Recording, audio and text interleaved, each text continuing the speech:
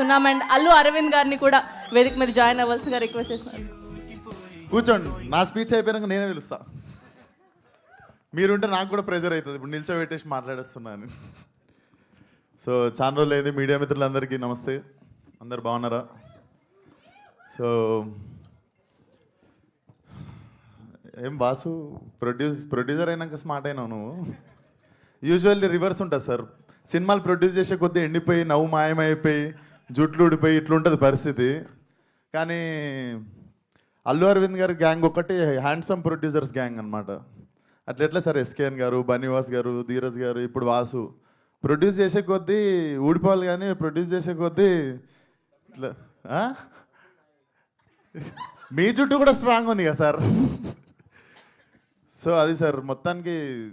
అవును సార్, ఏం సార్ ఏమన్నా పగనా సార్? నేనంటే ఎక్కడ ఆడిషన్ గీత ఆడితే నేను వచ్చిస్తా సార్, మళ్ళీ ఫస్ట్ సినిమాలకి ఆడిషన్ ఇస్తా sir.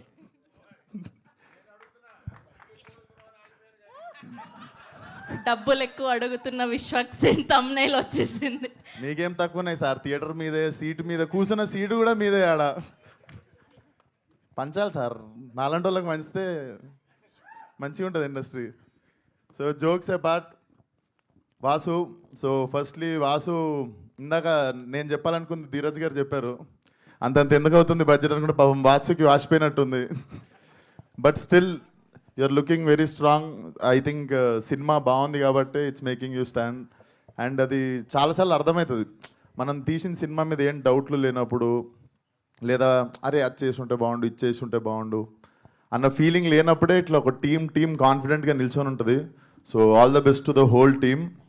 And hero Harshit definitely very very honest guy. And మా దిల్షునార్ నుండి వస్తుండు.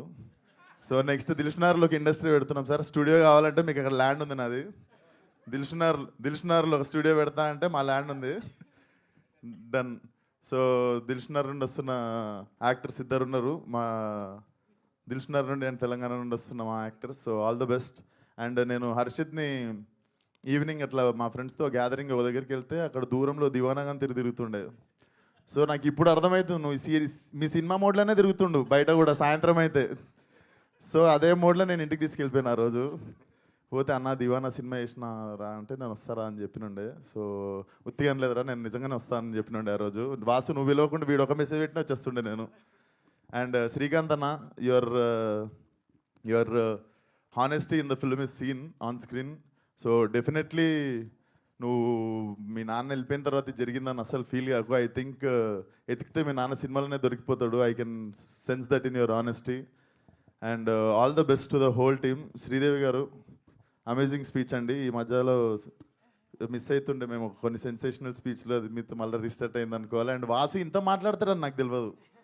వాసు నా లైఫ్ మొత్తంలో వాసు నేను మాట్లాడుకుని 2 పేజీలే ఉంటాయి అనుకుంటా. అండ్ ఇక్కడ 4 పేజీలు చెప్పినాను. ఐ కెన్ సెన్స్, నాకు తెలిసి వాసుకి జ్వరం వస్తుంది ఈరోజు ఇంత మాట్లాడినందుకు. బట్ పైసలు రావాలనుకుంటున్నా మీ అందరికీ, నాకు కూడా అడ్వాన్స్ ఇవ్వాలనుకుంటున్నా అల్లు అరవింద్ గారితో పాటు. అండ్ అందరితో పాటు ఇప్పుడు నాకు అడ్వాన్స్ ఇచ్చిన ప్రొడ్యూసర్ గురించి మాట్లాడుతున్నా, ధీరజ్ గారు. చూడండి సార్, మీ శిష్యులు ఇస్తున్నారు సార్ నాకు అడ్వాన్స్.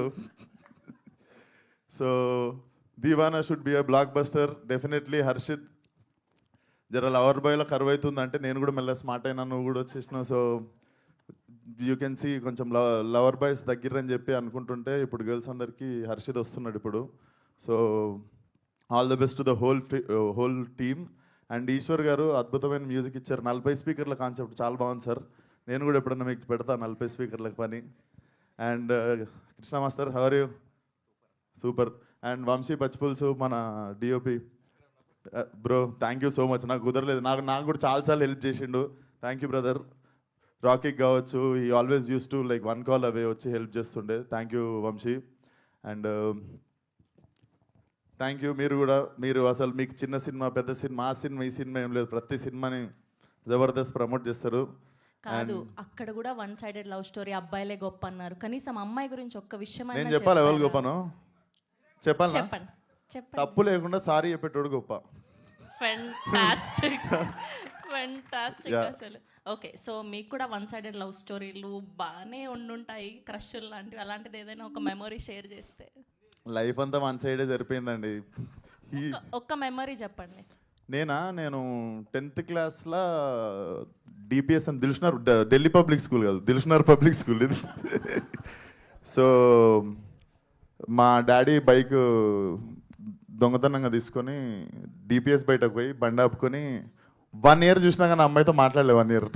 అయ్యయ్యో, ఎవ్రీ వీక్ పోతుండే. సో నాకు వన్ సైడ్ మీరు అది అన్నగానే నాకు డైరెక్ట్ డిపిఎస్ఏ గుర్తొచ్చింది. అట్లీస్ట్ ఇప్పుడైనా ఒక మెసేజ్. లేదండి, తను పెళ్లి చేసేసుకుంది. అయ్యే. Yeah. Okay, so and Allu Aravind గారిని స్టేజ్ మీదకి రావాల్సిందిగా కోరుకుంటున్నాను. ఓకే, సో ఈలోపు మా హర్షిత్కి లవ్ టిప్స్ ఏదైనా ఇవ్వాలి అనుకుంటే ఏమి ఇస్తారు? ఒక వాడు మా దివానగానే మిగిలిపోతాడు నేను టిప్స్ ఇస్తే. సో మీ నుంచి అరవింద్ గారు ఇస్తారు మంచి tips. Okay, here we welcome our very own Allu Aravind garu to please join the stage and a group చెప్పండి సార్, media. మీ first one side love story చెప్పండి సార్. ఈరోజు మీ లవ్ స్టోరీ విందాం.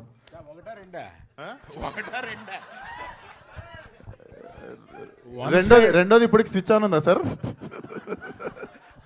వన్ సైడ్ అన్న తర్వాత ఎన్నన్నా ఉంటాయి. ఇప్పుడు ఒకటేనా సార్? ఇప్పుడు ఒకటే, సారీ. పర్లేదు, నా వయసుని బట్టి అడుగుతున్నాం అనుకోవట్లాగా. అంతే కదా సార్, మనం యూత్. ఇవాళ ఏముందయ్యా, ఇవాళ లవ్ బిగిన్ అవుద్ది.